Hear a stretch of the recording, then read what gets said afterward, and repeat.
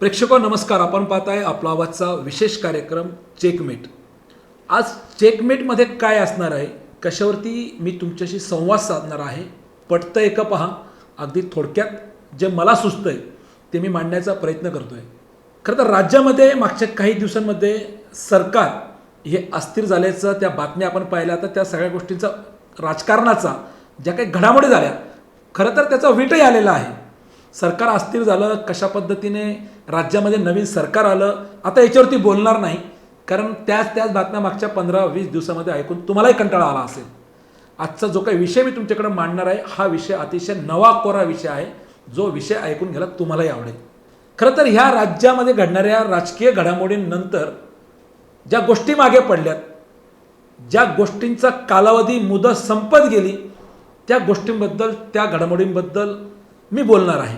खरं तर माझा जो रोख आहे तो आहे निवडणुकांचा.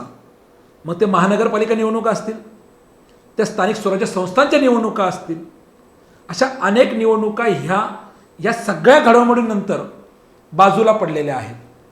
या निवडणुका बाजूला पडण्याचं प्रामुख्यानं जे कारण या आधी देण्यात आलं, त्यामध्ये ओबीसी आरक्षणाचा मुद्दा असेल, त्यामध्ये पावसाळ्यात निवडणुका घेतल्या जाणार नाही हा एक मुद्दा असेल. या सगळ्या घडामोडींसाठी काही गोष्टी ज्यावेळेला न्यायालयामध्ये गेल्या, ह्या न्यायालयाच्या निकालावरती काही गोष्टी अवलंबून होत्या. मग ह्या निवडणुका लागणार कधी, याकडे सगळ्यांचे डोळे लागून होते. महानगरपालिका निवडणुकीबाबत बोलायचं झालं तर पिंपरी चिंचवड महानगरपालिकेबद्दल मी बोलणार आहे. या निवडणुकांसाठी अनेकांनी गुडघ्याला बाशिंग बांधलं, अनेकांनी तयारी केली. निवडणूक आयोगाकडनं या ठिकाणी प्रभाग रचना देखील झाली, मतदार याद्या देखील झाल्या. या सगळ्या घडामोडी झाल्यानंतर राजकीय जो काही राज्यामध्ये भूकंप झाला आणि त्यानंतर मात्र राज्य सरकारच अस्थिर झालं आणि कालांतराने ह्या सगळ्या निवडणुका परत प्रलंबित झाल्या. परत ह्या निवडणुकांचं काय, हा एक प्रश्नचिन्ह निर्माण झाला. खरं तर आपण पाहतोय की मुंबई महानगरपालिका म्हटली तर ठाकरे सरकारचे त्या ठिकाणी वर्चस्व, शिवसेनेचं वर्चस्व आणि मुंबई महानगरपालिका हे शिवसेनेचा बालेकिल्ला, अशी परिस्थिती होती. कालांतराने हीच परिस्थिती आपण जर का विचार केला तर पिंपरी चिंचवड महानगरपालिका असेल, पुणे महानगरपालिका असेल, या दोन महानगरपालिकांवरती राष्ट्रवादी काँग्रेसचं वर्चस्व होतं, अर्थात अजितदादा पवारांचं वर्चस्व होतं. मात्र 2014 मध्ये सत्तेत आलेल्या भारतीय जनता पार्टीने केवळ राज्यामध्ये आपलं अस्तित्व न टिकवता ह्या मोठ्या महानगरपालिका आपल्या हातात आल्या पाहिजे यासाठी ताकदीने निवडणुका लढल्या आणि मुंबई महानगरपालिका सोडली तर या ठिकाणच्या पुणे महानगरपालिका आणि पिंपरी चिंचवड महानगरपालिका आपल्या हातामध्ये मिळवण्यामध्ये त्यांना यश आलं. पिंपरी चिंचवड महानगरपालिकेचा विचार केला तर या ठिकाणचे असणारे त्यांचे आमदार लक्ष्मणभाऊ जगताप असतील, आमदार महेशदादा लांडगे असतील, यांच्या माध्यमातून लढवल्या गेलेल्या ह्या निवडणुकीमध्ये भारतीय जनता पार्टीला भरघोसचं असं यश मिळालं आणि त्यांनी ह्या महानगरपालिका आपल्या हातामध्ये घेतल्या. 2014 साली राज्यामध्ये ज्या वेळेला भारतीय जनता पार्टी अस्तित्वामध्ये आली, त्यांनी सरकार स्थापन केलं, तेव्हापासून त्यांच्या कामाचा वेग आणि असणाऱ्या स्थानिक स्वराज्याच्या निवडणुका, महानगरपालिकेच्या निवडणुका यात त्यांनी लक्ष घातलं आणि त्यांची यशस्वी खेळी ही त्यांना पिंपरी चिंचवड आणि पुणे महानगरपालिका मिळवण्यामध्ये त्या ठिकाणी ते यशस्वी झाले.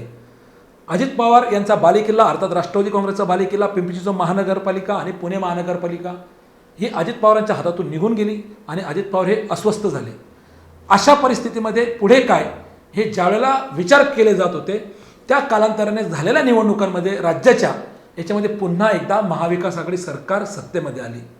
मागच्या 2.5 वर्षामध्ये शिवसेना असेल, काँग्रेस असेल, राष्ट्रवादी काँग्रेस असेल, यांनी एकत्रित येऊन महाविकास आघाडी सरकार स्थापन केलं आणि आता ज्या महानगरपालिकांच्या निवडणुका, स्थानिक स्वराज्य संस्थांच्या निवडणुका ह्या होऊ घातलेल्या होत्या, अशामध्ये अजितदादा पवार यांनी पुणे महानगरपालिका आणि पिंपरी चिंचवड महानगरपालिका यांच्या असणाऱ्या प्रभाग रचनेमध्ये हस्तक्षेप करून ह्या प्रभाग रचना आपल्या सोयीनुसार, आपल्या कार्यकर्त्यांच्या सोयीनुसार, आपल्या उमेदवाराच्या सोयीनुसार बदलल्या, असा अनेक वेळा आरोप केला गेला.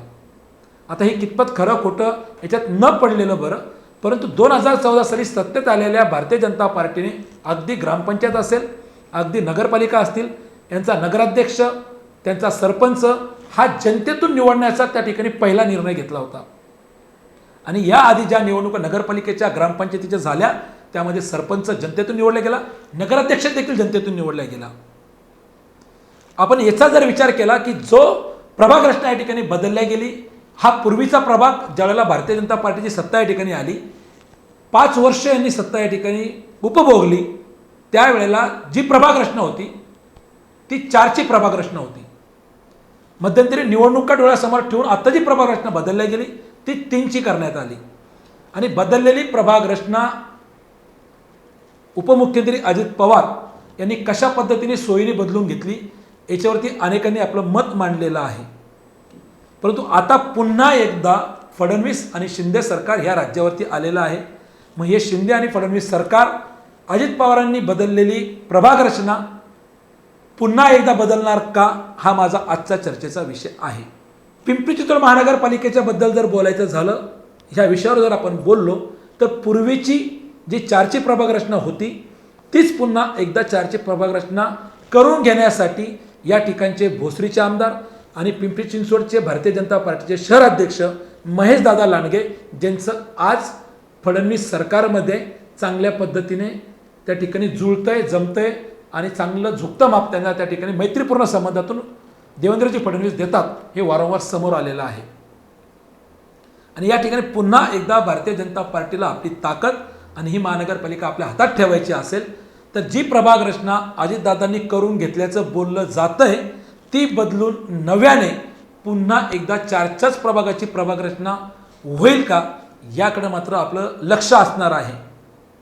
कारण ज्या वेळेला सरकार नवीन येतं ते सरकार कुठले निर्णय घ्यायचे आहेत, कशाच्या हिताचे आहे, त्यामध्ये सर्वसामान्यांचं काय हित आहे याचा विचार करत असतं. किंवा जे काही निधी वाटप झाला, सरकार पडणार हे जेव्हा समोर आलं, त्याच्या आधी कशा पद्धतीने घाईघाईमध्ये हजारो करोडो रुपयाचा निधी आपल्या सोयीप्रमाणे वर्ग करण्यात आला हे आपण पाहिलं.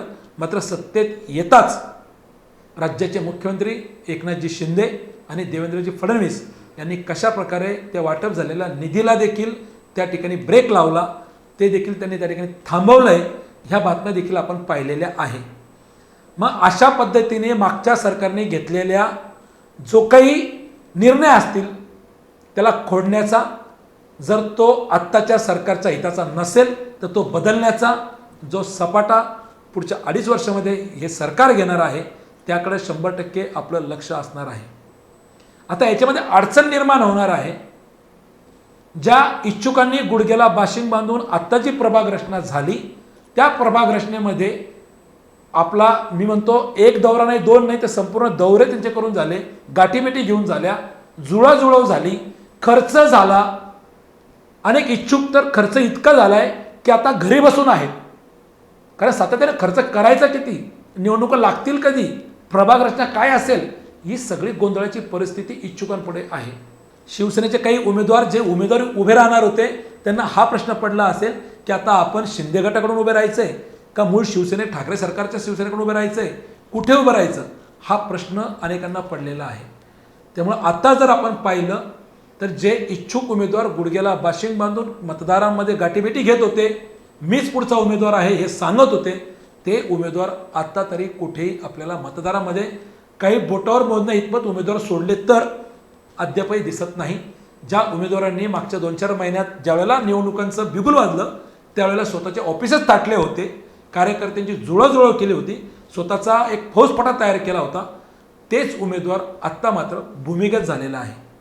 आणि याही परिस्थितीमध्ये आत्ताच्या आलेल्या सरकारने जर का मागच्या सरकारने जो काही 3चा प्रभागाचा निर्णय घेतलेला होता, जे काही प्रभाग बदललेले होते ते प्रभाग जर का बदलले आणि पुन्हा एकदा नव्याने जर का 4चा प्रभाग झाला तर मात्र पुन्हा एकदा केलेला खर्च आणि मतदारांपर्यंत पोहोचलेले जे काही उमेदवार होते त्यांचे परिश्रम आणि आर्थिक नियोजन कोलमडणार आहे, यात मात्र शंका नाही. मी आत्ता तुमच्या समोर हा जो काही विषय मांडला हा होता आपल्या आजच्या चर्चेचा विषय, जो आपण घेतो चेकमेटमध्ये. याच्यामध्ये एकच सांगावं लागेल की देवेंद्र फडणवीस आणि एकनाथ शिंदे सरकार या ठिकाणी अजित पवारांना हा निर्णय घेऊन चेकमेट तर नाही ना करत आहे. जर हा निर्णय असा झाला आणि प्रभाग रचना जर बदलल्या गेली तर 100% शिंदे आणि फडणवीस सरकारने या ठिकाणी अजित पवारांना चेकमेट केलंय असंच म्हणावं लागेल. तुर्तास वेळ झाली इथेच थांबण्याची. ताज्या घडामोडींसाठी आपण पाहत राहा फक्त आपला आवाज. जे काही घडामोडी घडतील, वेगवेगळे विषय असतील, ते विषय घेऊन मी तुमच्यापर्यंत येणार आहे. मी आत्ता मांडलेलं माझं विश्लेषण तुम्हाला पटतंय का? तुमच्या कमेंट तुम्ही जर का मला फेसबुकवरती पाहत असाल आपला आवाजला तर तिथे निश्चित द्या. तुम्ही जर यूट्यूबवर पाहत असाल तर तिथे देखील तुमच्या कमेंट द्या, कारण तुमच्या येणाऱ्या कमेंट हे पत्रकारितेच्या दृष्टिकोनातून ते विश्लेषण करत असताना निश्चितच आम्हाला उपयोगी पडतात, फायद्याचे असतात. त्यामुळे तुम्ही तुमच्या कमेंट निश्चित द्या आणि जर तुम्हाला माझं विश्लेषण ही जर आवडलं असेल तर निश्चितच लाईक करा. धन्यवाद.